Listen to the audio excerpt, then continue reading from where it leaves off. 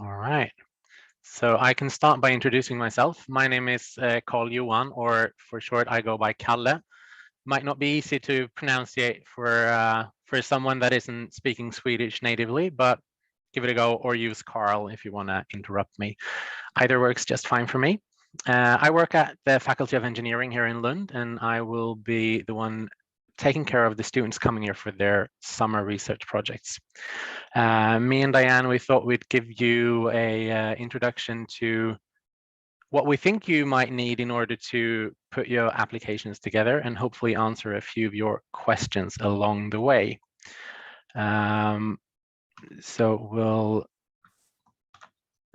move ahead, and I'll actually leave the floor to you, Diane, to start with. I'll just do just a brief overview, especially for students who might not have read all the information on our webpage. So this program is a research program for summer. Just to give you a quick rundown of what it entails, it runs from May 3rd to June 30th.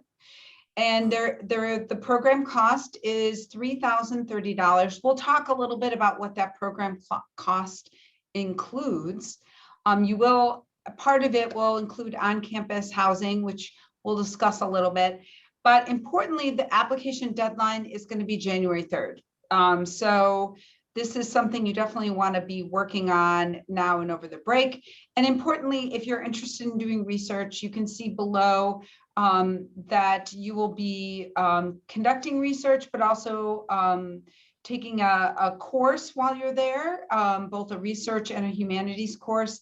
And the research topics include biomedical engineering, computer, electrical, chemical, physics, and environmental engineering. And we'll hear a little bit more about the types of projects in a couple of minutes.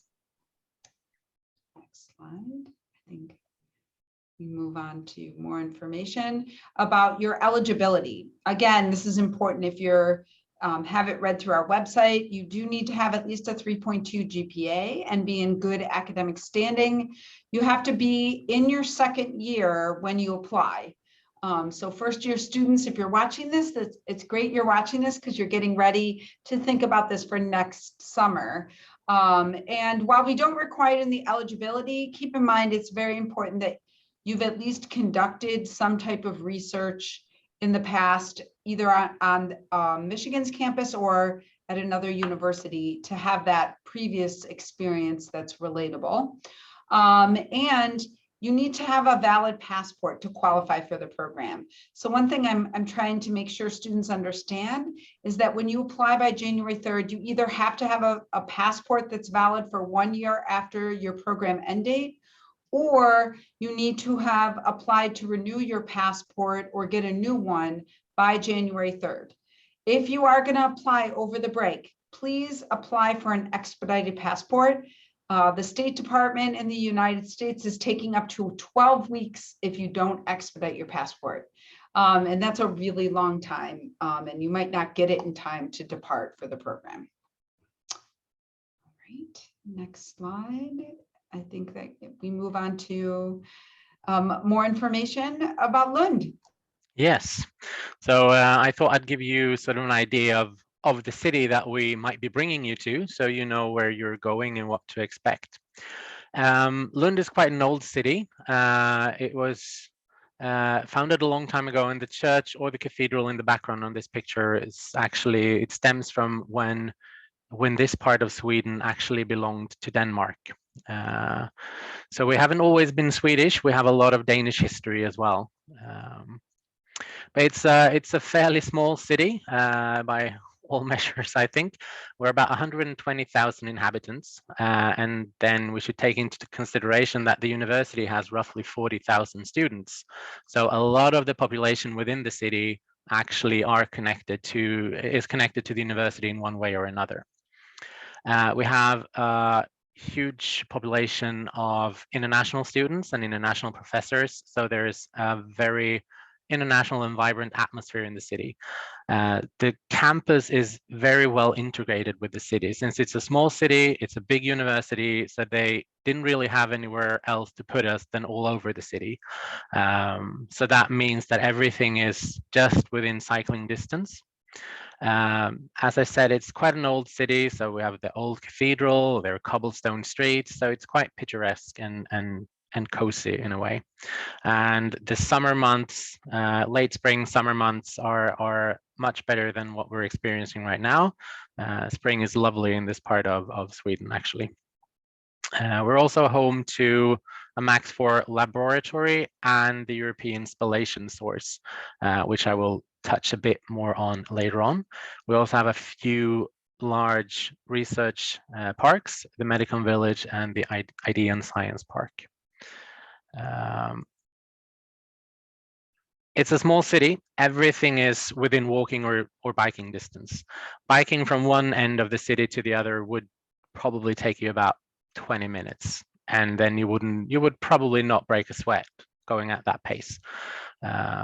So you don't have to worry about a long commute within the city. Everything is close by. And everyone has a bike, which could be good to know as well. There's a lot of bikes around. Moving a bit into Lund University, it was founded in 1666, actually as a part to make this region more Swedish. We had, as I said, belonged to Denmark, but this was a way to manifest the Swedish power in this region now that we had transferred over to the reign of the Swedish king. In the beginning, we were only focused on training clergymen and priests. Right now, it's a bit more diversified. We're one of Sweden's most international and popular universities. So we host quite a large international student population, as I said, which means that everyone hopefully feels quite at home. And Sweden in general has quite a high proficiency when it comes to being able to speak English. So it's not hard to making yourself understood, even if you don't speak Swedish. The city is littered with old buildings. This is actually the main university library building, which you might go in and do some research in if you actually come here to do your projects. It looks very nice and it's got a great atmosphere inside. And this is part of the campus, and some of the buildings will look like this, and some buildings will look like they were built in the 60s and 70s, which they were, and some are very new and all glass and steel. So it's a very varied architecture within the city as well, which could be nice to get the variation. The university is quite comprehensive, so we've got 8 different faculties and more than 30 world-leading research fields. Those fields are mainly within these areas. We do a lot of architecture and design, business economics and management, engineering and technology, of course, in the Faculty of Engineering, environment and sustainability, both at the Faculty of Science and our Faculty of Social Sciences. We have fine arts, humanities and theology, law, medicine, music, science, and social sciences. So we cover the whole board. Which it's a good way to make connections when you're here, to actually reach out to the other departments and faculties as well to see what we've got going on. Narrowing it further down, looking at the Faculty of Engineering, and we go by the abbreviation LTH, which stands for Lunds Tekniska Högskola, which translates to the Technical University of Lund. We were founded in 1961, so we're a little bit younger than the university in whole. We've got about just under 10,000 students and 500 PhD students. 1,600 employees at the faculty, and on top of doing engineering, we also have the School of Architecture and the School of Industrial Design in the Faculty of Engineering. We do a turnover of roughly $200 million a year.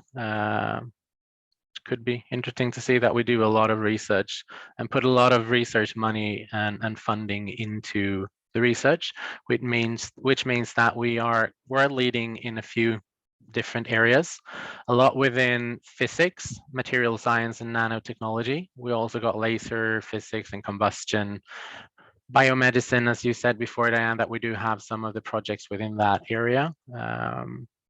So as you can see, there are quite a few areas IT and mobile communications. One thing that is quite often pressed on when LTH is presented is that Bluetooth actually originated within the Faculty of Engineering in collaboration with a private researcher as well. So Bluetooth actually stems from Lund, which is something that everyone uses in their everyday life, I think. There we go. As I mentioned before, we have a lab called MAX4. It's a synchrotron radiation source, and it's used to study materials on an atomic scale. And this is being built just outside of the city. This one is about to be finished, and next to it, they are building the European spallation source. It's a European collaboration, and at least 17 European countries will use it because they have contributed with quite a lot of funding to build it. It will be used as a way to study materials as well, but the soft materials. MAX4 is more for the more solid things, and ESS as a spallation source will be used to look at polymers, proteins, and tissues. It will be completed in 2025, but we already see a lot of sort of increase in the interest for using it. So we're hoping that that will also be something that you see when you come here, because it will be prominent in all of the fields that we use at the Faculty of Engineering. The academic life at the Faculty of Engineering and Lund University in general as well is very informal. In Sweden, we never call our professors by professor and their last name. We always go by first name basis, which can be quite hard to transfer into if you're used to the other way of addressing your professors. Students are very active in class and they question their professors quite a lot, which can also be hard to stomach in the beginning, but our teachers and professors, they encourage that. They like to be questioned because that means that the students are listening and they are critically thinking about what is going on and what they're being taught. So they're happy to dig into to the topics they're talking about. If you would do full-time studies with us, you would normally do 1 or 2 courses at the same time. So you'd be spending a lot of time focusing on 1 or 2 topics. And the courses we offer, they are mainly between 2 and 20 weeks long, but most courses are 5 or 10. There are a few that are 20.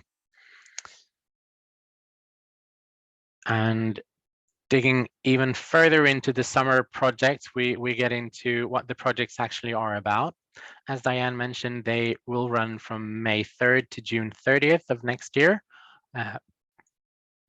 And as she also mentioned, you'd be doing a course in humanities based and focused on Swedish society, our culture and technology. It will give you 4 credits. Typically, the mornings will be dedicated to the classes, and the course also contains excursions and study visits to the industry. It will focus on the contemporary governance of Sweden and living conditions for us Swedes, but also the historic development. So the stuff that I touched on before with us belonging to Denmark will also be covered more in depth with this. But also how we have developed and how our key companies, how our key international companies have developed as well. And there will be sort of a comparison between Swedish society and some of the American aspects as well. So it might be quite interesting to look at things that way. The projects, they will award you 12 credits. And since the mornings are dedicated to the course, mainly the afternoons will be dedicated to the projects. You'll be working in small groups or pairs. There is a list of all the projects on our website, and they also contain what the project will sort of work around, what the focus area will be, and what the best background to actually be suited for this project will be. So there will be a sort of prerequisites in the project description, which could be good to look at when you decide on which projects you want to apply for. And I just put that link in the chat if anyone, it's also listed on our application page. Yeah. Did you put it in there already, or do you want me to put it in the chat, Diane? Already did. It's right there. Perfect. Good. Yeah, now I see. Thank you. Yes. Leaving the projects a little and focusing on where you'd be staying while you were here. Housing would actually be very close to the LTH campus. It's probably a 5-minute walk. So you could just wake up, roll out of bed and go to class and be there in just a few minutes. It would be a single room with your own private shower and toilet. You would, though, share a kitchen with other students, mainly from the University of Michigan, since you would be all in the same dormitory in a way. It would include cleaning once a week, which could be quite nice to not have to think about. There is also bedding and towels included, and they will be changed throughout the stay as well. And at the end, you don't have to think about cleaning the room before you leave, because someone else will take care of that, which is quite convenient, because that might be a hassle for quite a few students, I think. But you shouldn't be spending all your time either in the lab or in the classroom or in your dormitories, because there's also a whole other aspect of this, and that is interacting with Swedes and see what is going on in Lund. Lund is a city centered around students. As I said, about a third of the population is actually students connected to the university in a way. So there is always stuff going on in Lund. There are a lot of student organizations that will be happy to encourage you to engage in their activities. They play sports, they throw parties, and they do a lot of outings in different ways. But Lund is quite conveniently located as well, because we are very close to two major cities in the region. We have Malmö, which is Sweden's third largest city, and we have Copenhagen just across the strait. So that is, Copenhagen is about 35 minutes away by train, and Malmö is 10 minutes away by train. So it's very close by, and if you don't find anything to do in Lund, I'd be surprised if you couldn't find anything that suited you in London, in Malmö or Copenhagen. So it's a good location. But you're also a bit lucky, because every 4 years, the student associations in Lund, they arrange a carnival.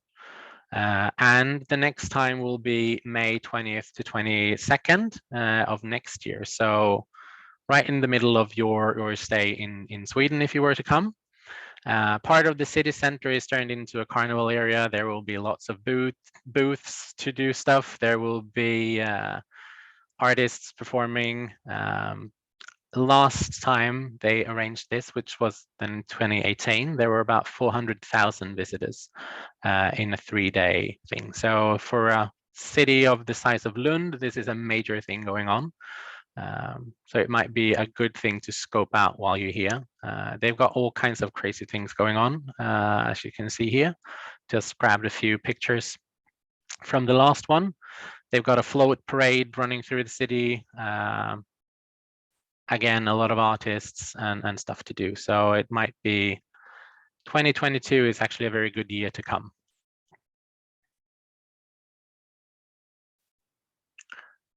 I think that was my part for now. Yeah, and I'll just talk about the next step, which is applying for the program. So as most of you, I think, understood from our website, if you haven't already read it, you first need to apply to IPE. Then you are nominated to apply directly to Lund. So to apply to RFS, the deadline is January 3rd, which is coming up very quickly. You will want, as I mentioned, to upload your passport. You will have to complete 2 short essays, a letter of motivation for each project that you're interested in, and we suggest that you pick 2. And then there's a form you'll list on our website. for Lund, and that's really just in order to understand the projects. You'll upload your CV or resume, and you'll read and sign some other information regarding travel. And all of our students have had the COVID-19 vaccine, the second dose. We are encouraging students who are planning on going abroad in the summer to get a booster shot. Obviously, it's already encouraged for you to get the booster shot, but if you do have time when you are over break and concerned that you might have some mild side effects, we encourage you to do that over winter break. Once we've received your application, we'll review it and let you know that first week in most likely a week after the deadline to let you know if you've been nominated, and then you'll apply directly to Lund. So as I mentioned, we'll be reviewing the applications. You will be sent the procedures to apply to Lund if you're nominated, and you will know exactly what you'll need to do in their system. But in their system, just so you realize what they'll be requiring, is a CV, resume, a statement of motivation for the project you're interested in. You will need to get an updated transcript. So you'll want to do that most likely after January 3rd, because that will reflect your fall, like finished of your fall courses. And then you will want to, on that transcript, it should include the courses you're taking in the winter term. And obviously next steps, I think after this slide, is it you'll explain a little bit more about what you're looking for in the application? Yes. So we have an online application system, and as Diane said, if you're selected by University of Michigan, you will be nominated to us. We will send you login credentials and instructions on how to apply. The application dates are in the second half of January, so January 20th to the 31st of January. And on the 31st, we will close at 8 a.m. Swedish time, so that's Central European time. And we are aiming at sending information about acceptance during the second half of February. So we're looking at probably about a 3 to 4 week waiting period before you hear back from us. Most students do get a placement, but it might be a little harder the coming year. We see an increase in interest, and we also have some COVID effects that we're still dealing with, so it might not be as many projects as normally. But yeah, most students get a placement, but to get a placement, it's good, as Diane said, that you list 3 projects, because that will give us the opportunity to actually place as many as possible in preferred projects. So we hope to be able to do that. The prerequisites for the different projects are stated in each outline, and make sure that you have a look at them and have a think about if you fulfill them, because otherwise you might be disappointed if you don't get that project. And as Diane again said, you need to upload a CV, a statement of motivation, and the transcript. And if you have any questions once this process is all up and running, I will be on hand to answer any questions that you have and help you, guide you through the process of applying. So that should all be supported by us as well. As I mentioned earlier, the program fees are $3,030. What does that include? It includes the GeoBlue insurance that we provide for you. And once you're in the program, we'll even talk more about what GeoBlue includes and how that works for you as an individual abroad. It also includes the accommodations mentioned, the tuition for the research placements, which you'll receive those 2 courses. You will be picked up at the train station the first day of the program. You will have a research placement as a part of these fees, orientation, visits, and cultural activities that are part of the group. And you will also get an LU ID card And I don't know if you want to speak a little bit about what that includes, but I'll just mention one other thing. We have a budget sheet that students can look at that also includes out-of-pocket expenses. So you understand what this program completely costs. And that would be helpful for you if you're trying to budget and decide if this program's for you. We should be uploading those sheets, I'm hoping by either next week or by the beginning of January for sure. Oh, did you want to mention what the LU card includes? I'm sorry, I don't think I. Yeah. Oh, sorry. There we go. Yes. The LU card, that gives you access to all our buildings, but it's also a way to actually get a membership for our student unions and student nations, which are the student associations. There will be an additional fee to actually be an active member of the nations and unions, since that's not really part of the university, but it should give you at least access to be part of them. So it's something that we will help you take care of in the first couple of days, and I will be the one meeting you at the train station and going through the orientation program with you. So I'll be able to help you with all the practical stuff in the first few days, and then any questions that do pop up after that as well, of course. Great. And then, as I mentioned earlier, for US citizens, you need a valid passport, but if you are not a US citizen, it's very important that you check the official website for Sweden to see if you need to get a visa. So if you're not a US citizen, you will need to see if that's required for you with your citizenships. US citizens do not need a visa if you're staying for less than 90 days. But please note, in general, our office does not assist with visa applications for these programs. So if you are not a US citizen, that's something you'll have to research and take care of on your own. Once you've been accepted, for sure, into a program, please make sure that you again review the budget sheets and contact the Office of Financial Aid to make sure you understand how the funding can work for you. We suggest you sign up for our newsletter if you haven't already. On our homepage, we post a lot of different information on that newsletter. Sometimes we post funding or like workshops about funding your study abroad experience. So that's where you should look. Attend a summer one-on-one advising session if you haven't already. You can find that on our advising page. And check out the FAQ page on our website. There's a lot of frequently asked questions on that site that might help you with some of the questions you have. And last but not least, if you have any questions, feel free to email me. You can schedule an appointment with me. I'm working through the 22nd. So next week I'll be working through Thursday. I think that's Thursday. I don't have the calendar in front of me. It might be Wednesday, but feel free to make it. It's Wednesday, actually. Sorry. Thank you.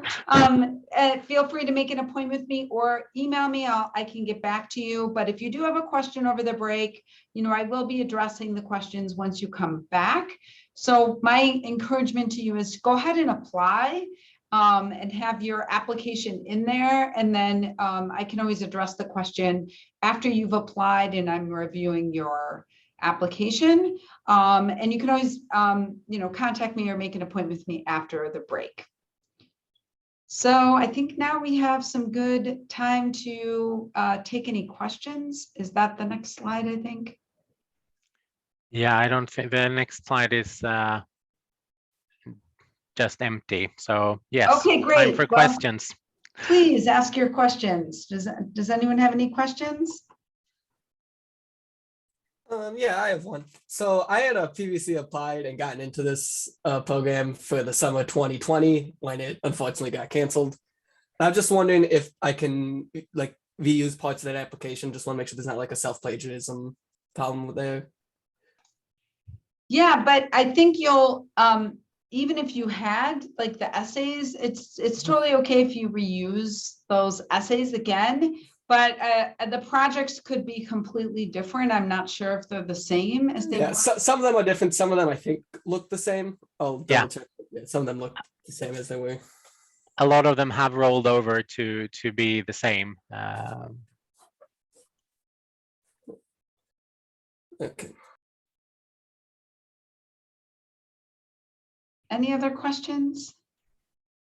In terms of when you're going to be over there, so especially for like weekends and stuff, are there opportunities for like I guess with the Copenhagen, and I forgot, I'm totally blanking on the other city name, but are there like opportunities for like travel like further into like either Sweden or in other international or countries, or do you have to like notify the team that you're staying with in Sweden for that, or like how does travel work, I guess, while you're actually in Sweden? I think from our point of view, you're welcome to spend your time as you please. We just expect you to be on class Monday morning, and if you're in Germany during your Saturday and Denmark during the Sunday, we are just happy to see that you're actually traveling around. So with that being said, we really don't know what the traveling restrictions might be during this coming summer. We hope that there won't be any at all, and since you're all vaccinated, that should pose less of an issue for you guys. Right now, I know that Sweden and Europe are working on a system to recognize vaccination passports from outside of the EU. So hopefully that will be all sorted by then as well, so it will go smoothly. Yeah, and I was just gonna, that's a great question. I'm glad you asked it. We will definitely be addressing a lot of the issues with COVID-19 later in the winter term. So as you're sort of, accepted and you feel like, okay, this is my plan for summer, one of the things we do is assess the program site. So that's going to be happening literally, we hope, over break. So we'll have like a lot of the approvals for, yes, students can go and do this program at Lund based on all the protocol that Michigan requires.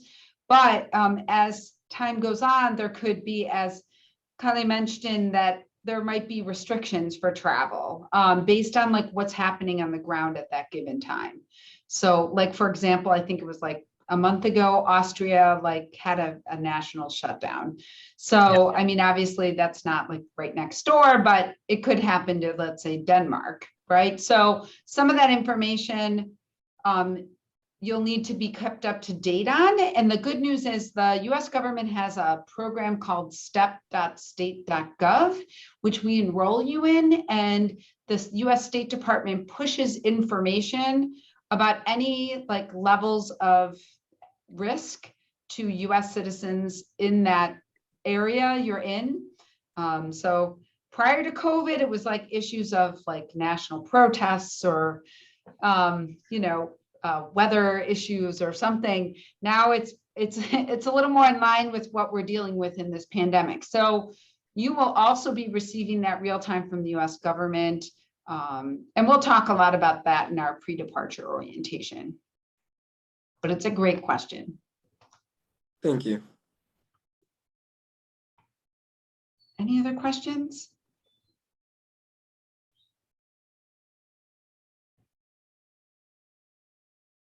Great. If we don't have any other questions, we look forward to seeing your applications.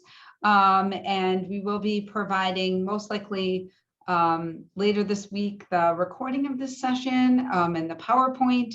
And if you do have any questions, feel free to reach out to me. If I can answer it, I will find out the answer.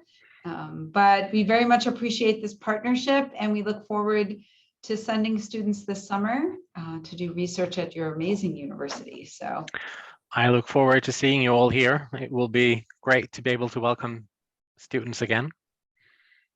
Great. All right. Well, I will stop recording this.